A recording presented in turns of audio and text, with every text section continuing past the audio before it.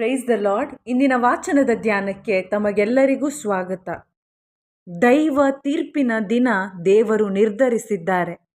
ಆದ್ದರಿಂದ ಬೆಳಕಿನ ರಾಜ್ಯದ ಒಡೆಯನಾದ ಕ್ರಿಸ್ತ ಯೇಸುವಿನ ಆಳ್ವಿಕೆಗೆ ಒಳಪಟ್ಟವರು ಆ ದಿನ ಬರುವ ತನಕ ಬೆಳಕಿನ ರಾಜ್ಯದ ನೀತಿ ನಿಯಮಗಳನ್ನು ಅನುಸರಿಸಿ ಬಾಳಬೇಕು. ಪ್ರಿಯರೇ, ಇಂದಿನ ವಾಚನದ ಮುಖಾಂತರ ಯೇಸು ಸ್ವಾಮಿ ನಮ್ಮೆಲ್ಲರನ್ನು ಜಾಗರೂಕರಾಗಲು, ಪಾಪ ಮಾಡದೆ ಜೀವಿಸಲು ಎಚ್ಚರಿಕೆ ನೀಡುತ್ತಿದ್ದಾರೆ. ಯೇಸು ತಮ್ಮ ಯಾತನೆ ಮರಣದ ಮುಖಾಂತರ ಕತ್ತಲೆಯ ಸಾಮ್ರಾಜ್ಯದಲ್ಲಿದ್ದ ನಮ್ಮನ್ನು ಬಿಡುಗಡೆ ಮಾಡಿ ಬೆಳಕಿನ ಸಾಮ್ರಾಜ್ಯದ ಮಕ್ಕಳನ್ನಾಗಿ ಮಾಡಿದ್ದಾರೆ.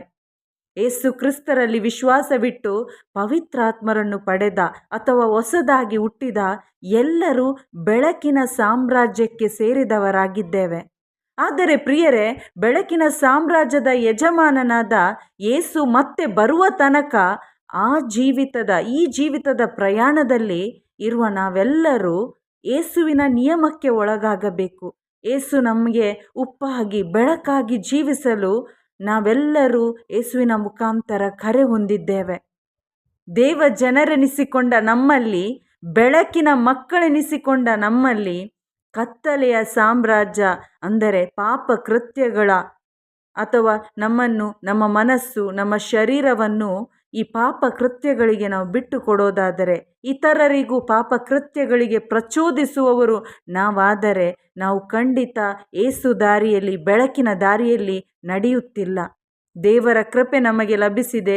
ದೇವರು ಕರುಣಾಮಯಿ, ಅವರು ಕ್ಷಮಿಸ್ತಾರೆ ಎಂದು ನಾವು ಇಷ್ಟ ಬಂದಾಗೆ ಕೋಪ, ಮತ್ಸರ, ಹಗೆತನ, ಲೋಕದ ವ್ಯಾಮೋಹ, ಅಶುದ್ಧ ಕೃತ್ಯಗಳಿಗೆ, ಹೊಲಸು ಮಾತು ಮತ್ತು ಹೊಲಸು ಜೀವನಕ್ಕೆ ನಾವು ಬಿಟ್ಟು ಕೊಡೋದಾದರೆ, ನಾವು ಅದರಲ್ಲಿ ಮುಂದುವರಿಯೋದಾದರೆ ಉಪ್ಪಾದ ನಮ್ಮ ಜೀವಿತ ರುಚಿ ಕೊಡುವ ಬದಲು ಸಪ್ಪೆಯಾಗುವುದು.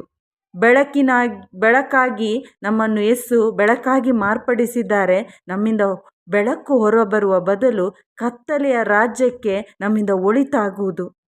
ದೇವರು ಅವರ ಮಹಿಮೆಯಲ್ಲಿ ನಮ್ಮನ್ನು ಪಾಲುಗಾರರಾಗಿಸಲು ನಿರ್ಧರಿಸಿ ಇದೀಗಾಗಲೇ ದಾರಿ ತೋರಿಸಿದ್ದಾರೆ, ದಾರಿ ಮಾಡಿದ್ದಾರೆ. ಆದರೆ ನಾವೇ ಸ್ವತಃ ಆ ಬೆಳಕಿನ ದಾರಿಯಲ್ಲಿ ನಡೆಯದೆ ಕತ್ತಲೆಯ ಜೀವಿತವನ್ನು ಆರಿಸಿಕೊಂಡರೆ ನಿತ್ಯ ಜೀವದ ಬದಲು ನರಕದ ನಿತ್ಯ ಅಗ್ನಿಯೇ ನಾವೇ ನಮ್ಮ ನಿರ್ಧಾರಗಳ ಮುಖಾಂತರ, ನಮಗೆ ಸಿಕ್ಕಿದ ಸ್ವಾತಂತ್ರ್ಯವನ್ನು ದುರುಪಯೋಗಿಸುವುದರ ಮುಖಾಂತರ ನಾವೇ ಸ್ವತಃ ನರಕಕ್ಕೆ ಹೋದಂತಾಯಿತು.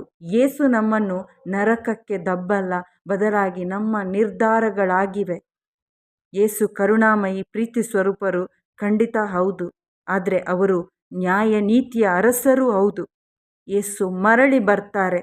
ದೈವ ತೀರ್ಪಿನ ದಿನ ಎಲ್ಲರಿಗೂ ಅಂತಿಮ ತೀರ್ಪು ಇರುವುದು. ಹಾಗಾದರೆ ನಮ್ಮ ಜೀವೋದ್ಧಾರಕ್ಕಾಗಿ ಅತ್ಯಂತ ಭಯಭಕ್ತಿಯಿಂದ ನಾವೆಲ್ಲರೂ ಶ್ರಮಿಸೋಣ. ಯಾರು ಯೇಸು ಕ್ರಿಸ್ತರಲ್ಲಿ ವಿಶ್ವಾಸ ಇಟ್ಟು ಈ ಬೆಳಕಿನ ರಾಜ್ಯದ ದೈವಿ ನಿಯಮಗಳನ್ನು ಅನುಸರಿಸಿ ಸತ್ಯ, ಪ್ರೀತಿ, ನ್ಯಾಯ ನೀತಿಯಲ್ಲಿ ಅವರ ಬರುವಿಕೆಗಾಗಿ ನಿರೀಕ್ಷಿಸುತ್ತಾರೋ ಅವರಿಗೆ ಸಜೀವವನ್ನು ಯೇಸು ಸ್ವಾಮಿ ಕೊಡುವರು. ಆಮೇನ್. Praise the lord.